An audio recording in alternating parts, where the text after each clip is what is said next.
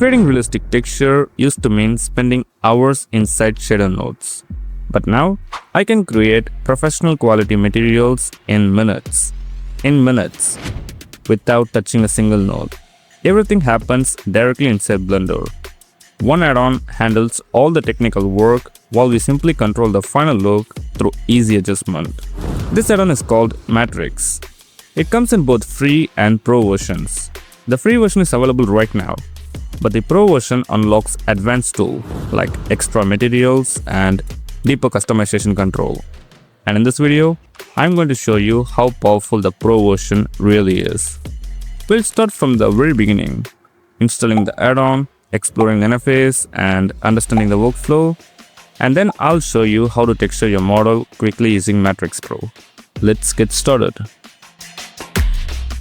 Alright, so where do you get MatricX? We have quite a few options: Gumroad, Blender Market, Payhip. So whichever platform you're comfortable with, you can purchase the add-on and save it somewhere on your file manager. Let's talk about installation. It's very simple. Just like how we install other Blender add-on, you go to the add-on section and from there click on this little arrow and choose install from disk. Then choose your zip file and install it. You don't really have to worry about installing the texture file because everything will be installed once you install the zip file. And yeah, before you're closing this tab, I would really appreciate if you just give me a rating on the Gumroad because that helps me a lot for giving more updates and make this add-on more powerful.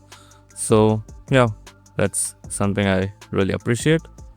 And then save your preference and close this tab. You can see the add-on from the end panel. So by pressing the N key, it will open the side panel and from there choose MatricX Pro. First, let me just explain you the panel and then I'll teach you on how to use the materials, and lastly we will do a small demo section on how to use MatricX Pro in your hot surface models. So just a small texturing workflow. So first let's see the panel. At the top you can see the version of the MatricX Pro. So the current version, which is 1.0.4. So if you need to update your add-on in the future, you click this little book icon and from there you can check the update. And next at the bottom you can see the status of my texture. So currently all the textures are installed properly, so that the status showing me the tick mark. And in case if the status showing you something like a cross icon, it means that the texture was not properly installed, but it happens in very rare case. Mostly 99% of the time when you install the zip file, the texture will be installed automatically. So don't really have to stress about these things. So just leave it. And then at the bottom you can see the material setup. Right now the material is set to none. By click on this will expand the collections. So we have metal, special metal, plastic, so everything will be there. So you can choose it by clicking on this. Now inside the main category we have the collections. So by clicking on this preview image, it will expand the collections. And from there you can choose your favorite material and you're ready to go. Now let's see how to apply the material.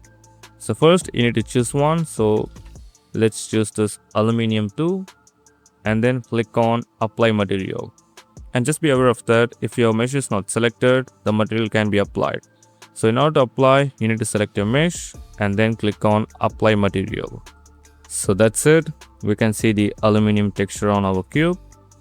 Now it's a pre-built material, meaning that it will have its own texture, and some of the material has customization. For example, so in the metal, I'm going to choose this, let's just choose this painted one. And you can see at the bottom, I can have the control to adjust the color and texture scale. So that's something I would like to mention. Let's choose this old metal. And you can see that we have control over the color, metallic value, roughness, and everything. So you can adjust it to the end panel. So you don't really have to visit the node tree for any tweak.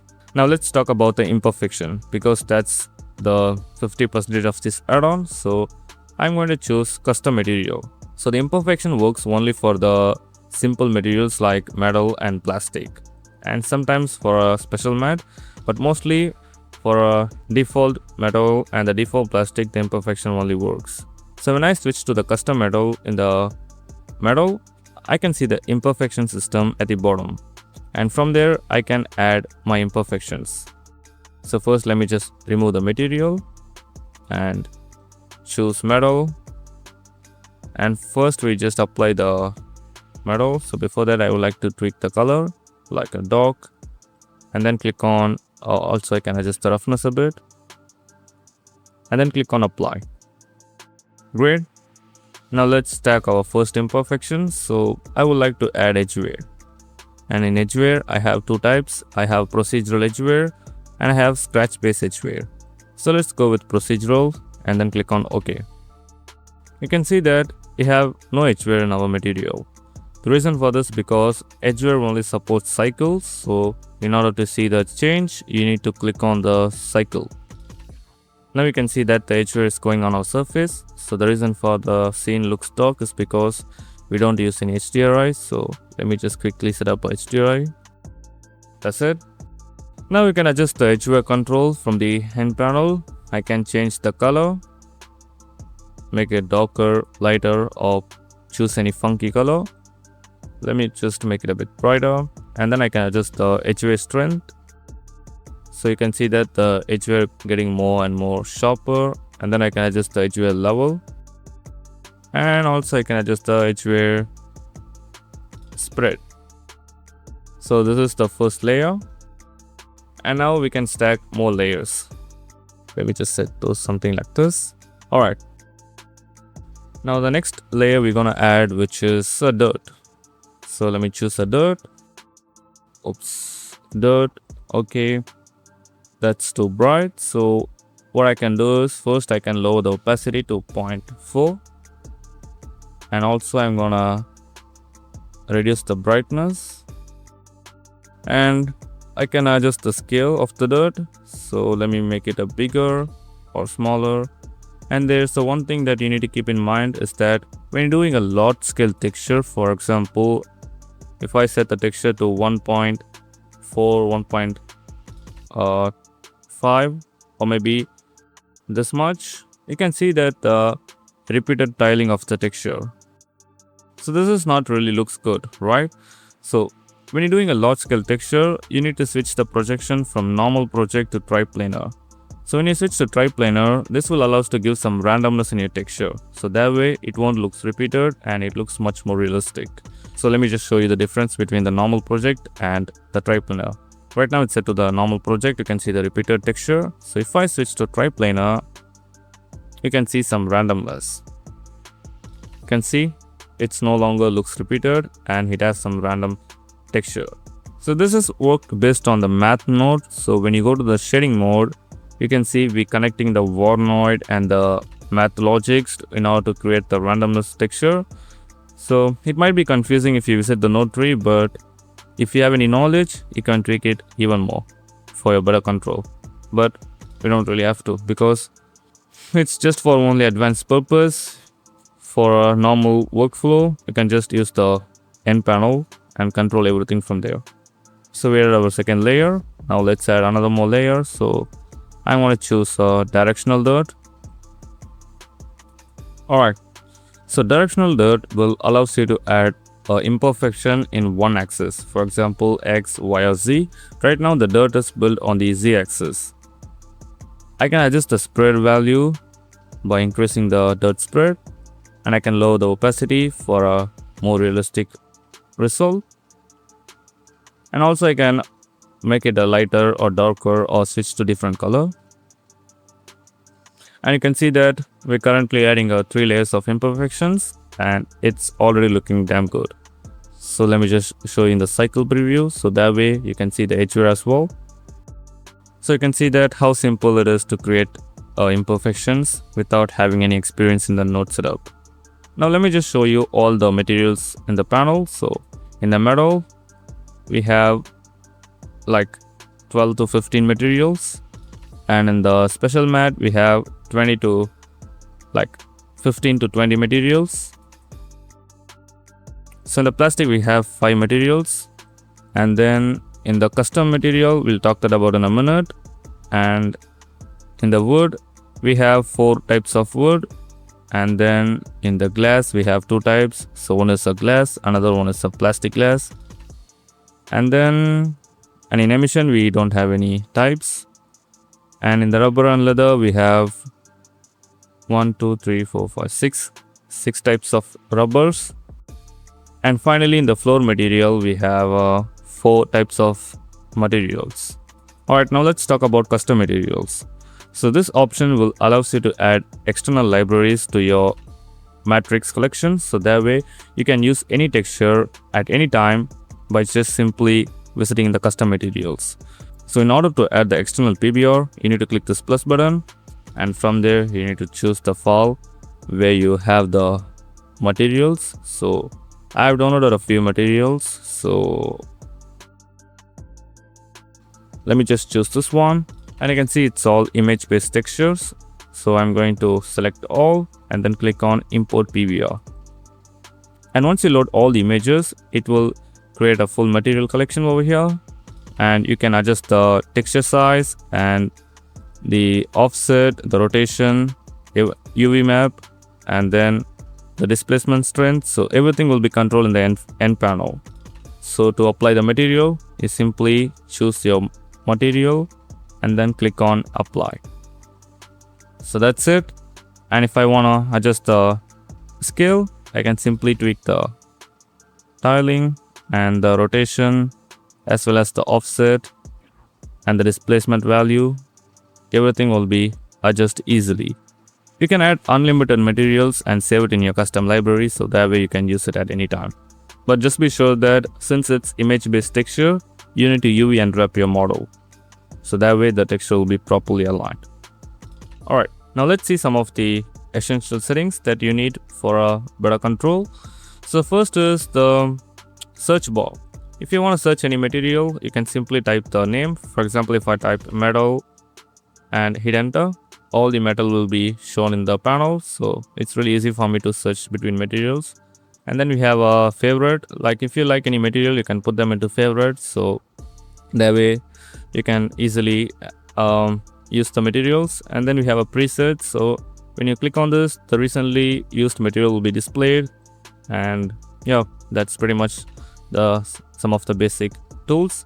And then I think I forgot one of the most important settings. So let's say if I apply a material like a metal and I add an imperfection, so let's add a fingerprint, and let me just do a small tweaking. So let's decrease the scale and decrease the opacity to 0.2 and also lower the brightness even more. That's good. Now if I duplicate this one and move it aside, and let's say this one I want to be like a bigger imperfections. Like I don't want these two look similar. I just want some randomness. So let's say if I adjust the location of this one, just see what happens. It will get affected on the both one. Like it's just start copying the same data to the both materials. But I don't want that. I just want this to be like a separated one. So in those cases, what I can do is I can go to the material and click on this 2 icon to make it as a separated, or I can go to the panel and click on this copy icon. I would always recommend to use the matrix unlink option because that works better. So if you want to separate the material, you can click on this copy icon and this will remove the link. So it's no longer sharing the data and this is a separated material. So if I adjust the fingerprint location again, it's only get affected to this one because it's no longer connected. So that's something I would like to share. So let's say if you're just creating the same layer of imperfections and you copy the same material across all the model and you want some parts to be like differentiated, like with the size and location. In those cases, make sure to click on this copy button so that way it won't really affect all objects. So we'll see that in a real workflow. So now I'm going to show you one of my model and I'm going to create a texture, and you can see how to apply the matrix workflow in a real project. So what I'm going to do is I'm going to open one of my model. Recently I've just created something like a flashbang. It's a simple model, so it's really good for this demonstration purpose. Let's open this one, copy the object and open a new file. paste this, delete this. Oh, we don't want to delete it, we want to hide this. And then select all, Control A, and apply visual geometry to mesh. So that way, all the modify will be applied. Now go to the shading mode and now let's see how fast we can apply the materials. So let me just make a countdown. So first, I'm going to add a metal and set the color to be like darker. And I'm going to add 3 layers of imperfections. So first, which is dirt. First, which is dirt. And then we add a scratch paint. And then we add a scratch. And I want the roughness to be like 0.4. And then click on apply. Alright, now we need to do a small tweak. So I'm going to lower the opacity of the dirt like 0.3 and make it a bit darker. And for the scratch paint, I want to lower the opacity to 0.4 and make a small adjustment on scale. And then for the scratch, I would like to lower the opacity to 0.5. That's it. Select all, Control L, link material, and then choose this one, and we separate this one, make this a bit darker, and also we need to adjust the color because since we make it a darker, the imperfection looks bright, so we need to adjust it in order to blend nicely with the material. Just a small adjustments, and then we're gonna copy the same material to this one and also this one. And for the ring, we can add a silver metal, or we can use the something similar. So let's use this one, old metal. We can make this a bit darker and click on, also we can reduce the saturation and click on apply. That's a beautiful texture. So that's it.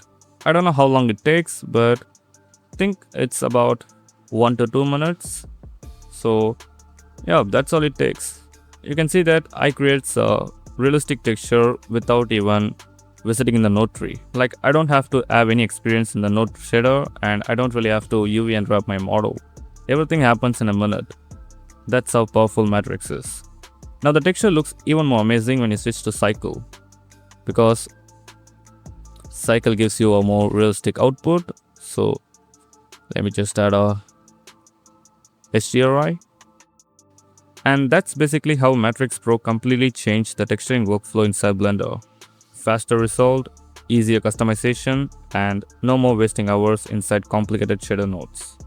If you want to try it yourself, you can download the light version. It's completely free, and I think it's a great way to test the workflow, explore the materials, and see how everything works before you jumping into Pro version. And if you want access to the full library, advanced control, and all powerful customization features, then MatricX Pro is where the real magic happens. Links are in the description, and with that said, I'll see you in the next one.